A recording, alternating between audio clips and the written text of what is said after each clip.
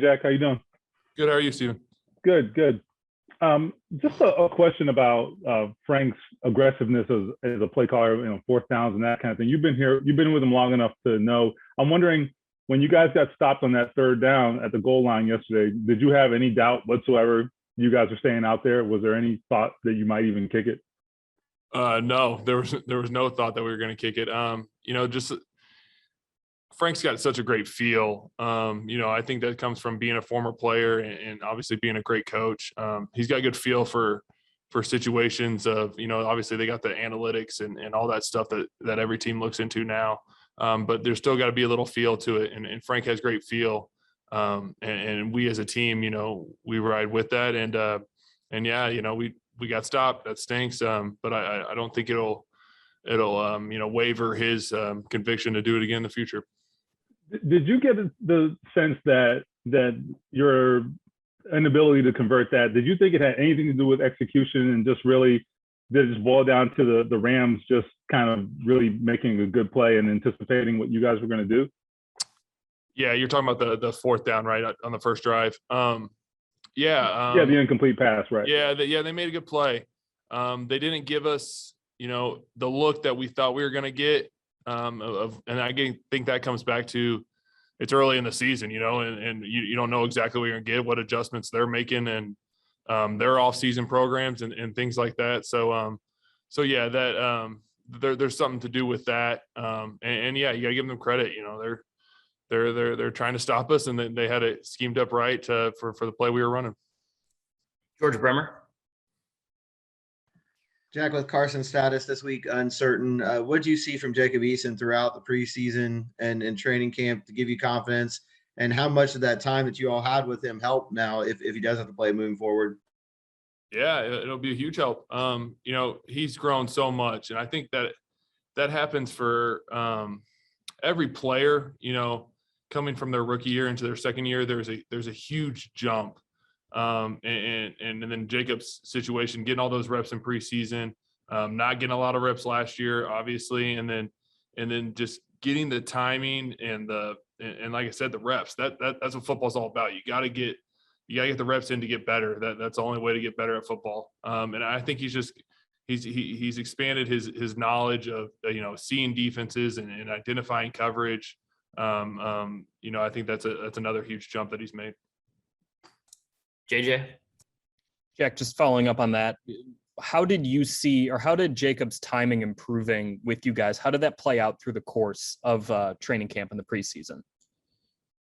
Yeah, it's like anything. You're just trying to get better every day. That's the mantra we take here and under Coach Reich and here with the Colts is just trying to improve every day, the 1% better.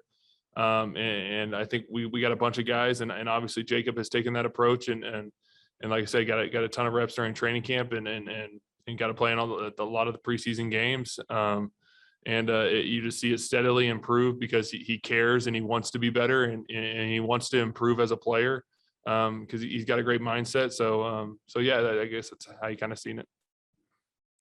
Chris Hagan. Hey, Jack, you always hear about like Hall of Fame quarterbacks that they make everybody around them better. Can you flip that script now and have a guy that's inexperienced? How can you and other veterans make Jacob better if he's called upon on game day? Yeah, there's a lot of little things you can do. I think, a little thing, when he's calling a play in the huddle, give him the reassurance that, this is it. This sounds right. Sometimes those plays can get mouthy and we should all know our game plan enough to know even when he starts calling a certain play, we already know without him finishing it, so there's things like that you can do to help. And then obviously just being in the right spots and being there for him. That comes up with every quarterback, but especially with young guys. Joel Erickson. Jack, you guys have played two good teams, but sitting at 0-2, going into Tennessee, I know every game is urgent, but what's the level of urgency for this team right now in terms of getting a win and getting on the board? Yeah, like you said, every week's urgent. And then you add in an urgency of a division game that adds urgency to it. And then, obviously wanting to get in the win column and in this season to start that trend, get that ball rolling. Yeah, but it's not you don't press though. At the same time, you dig deeper into the process that works, and that's getting to practice, and that's getting the reps, and that's getting better every single day, and the results and things like that will fall into place. All right, then we'll wrap up here with Taylor. Hey, Jack, quick question.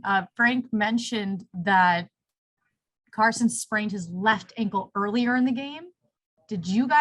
Were you guys aware of that? And do you know when it potentially happened? And just speak, if you do or don't know, just speak to him continuing to play through that. And we saw a lot of big runs from him yesterday, just escaping out of the pocket.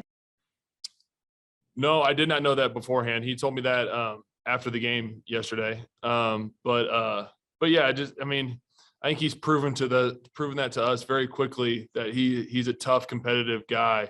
And that makes, you can, being a leader and saying a lot of things and leading in that way. But, when you got a guy out there that plays the way he plays with the toughness and the drive and just, willing to do anything for the team to be successful, for the team to win, it's easy to rally around a guy like that. And that's exactly who Carson is.